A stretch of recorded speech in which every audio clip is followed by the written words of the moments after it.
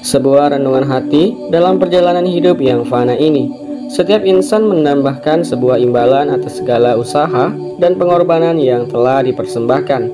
Terkadang bisikan duniawi menggoda, menawarkan upah yang kasat mata, berupa kemewahan, pujian, dan kekuasaan. Namun di lubuk hati yang terdalam, seorang mukmin sejati merindukan ganjaran yang abadi, sebuah balasan yang tak ternilai harganya di sisi Allah Subhanahu Ta'ala.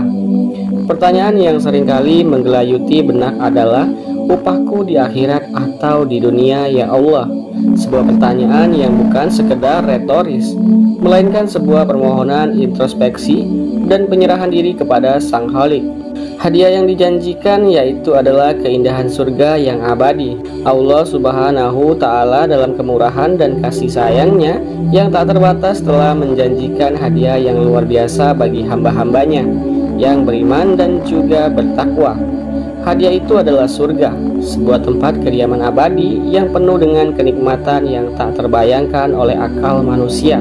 Di dalamnya terdapat sungai-sungai yang mengalirkan susu, madu, dan khamar yang tidak memabukkan. Di sana pula terdapat buah-buahan yang lezat, istana-istana yang megah, dan pasangan-pasangan yang suci. Rasulullah Shallallahu Alaihi Wasallam bersabda dalam sebuah hadis qudsi, Allah Ta'ala berfirman, "Aku telah menyediakan bagi hamba-hambaku yang soleh yang belum pernah dilihat oleh mata, belum pernah didengar oleh telinga, dan belum pernah terlintas dalam hati seorang pun." Hadis riwayat Bukhari dan Muslim. Hadiah surga bukanlah sekedar imbalan materi, melainkan juga kebahagiaan spiritual yang hakiki, kedekatan dengan Allah Azza wa Jalla, dan ketenangan jiwa yang abadi. Inilah upah tertinggi yang seharusnya menjadi dambaan setiap muslim. Riwayat para salaf mengutamakan ganjaran akhirat. Sejarah Islam mencatat kisah-kisah teladan para salafus soleh, generasi terbaik umat ini, yang senantiasa mengutamakan ganjaran akhirat di atas gemerlap dunia. Mereka orang-orang yang zuhud terhadap dunia, tidak terlena dengan kekayaan dan kekuasaan, serta senantiasa bersemangat dalam beribadah dan berbuat kebaikan. Salah satu contohnya adalah kisah Bilal bin Rabah, seorang budak berkulit hitam yang teguh dalam keimanannya. Meskipun disiksa dengan kejam oleh kaum kafir Quraisy, ia tetap mengucapkan kalimat tauhid, Ahad, Ahad, Allah Maha Esa.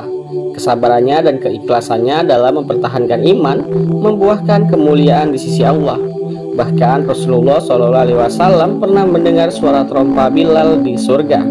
Kisah lain dan tentang Utsman bin Affan radhiyallahu, seorang sahabat yang kaya raya namun sangat juga dermawan. Ia menginfakkan sebagian besar hartanya di jalan Allah, membantu kaum muslimin yang kesulitan, dan mempersiapkan pasukan untuk berjihad. Kekayaannya tidak membuatnya lalai dari akhirat, justru menjadikan sarana untuk meraih ridho Allah dan pahala yang berlipat-lipat ganda. Hikmah di balik ujian dunia seringkali dihadapkan pada ujian dan cobaan dalam kehidupan dunia. Kegagalan dalam usaha, kehilangan orang terkasih, atau sakit yang berkepanjangan dapat membuat hati menjadi gundah dan bertanya-tanya tentang keadilan ilahi. Namun seorang mukmin yang beriman akan melihat setiap ujian adalah kesempatan untuk mendekatkan diri kepada Allah dan meraih pahala yang lebih besar. Rasulullah SAW bersabda, "Sungguh menakjubkan urusan seorang mukmin, semua urusannya adalah baik baginya.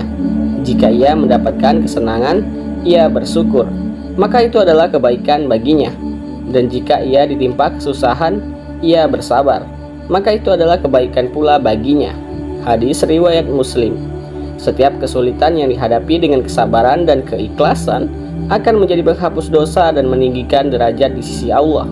Upah atas kesabaran ini mungkin tidak terlihat di dunia, namun ganjarannya sangat besar di akhirat kelak. Ayat-ayat Al-Quran janji Allah yang pasti, Al-Quranul Karim, penuh dengan ayat-ayat yang menjelaskan tentang keutamaan akhirat dan janji Allah bagi orang-orang yang beriman dan beramal soleh. Di antaranya adalah surat Al-Kahf ayat 18-46.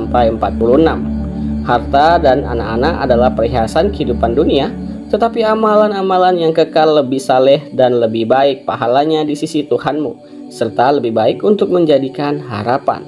Ayat ini dengan jelas menyatakan bahwa amalan soleh yang dilakukan dengan ikhlas akan menjadi bekal yang kekal dan lebih baik pahalanya di sisi Allah daripada kemewahan dunia dan seisinya.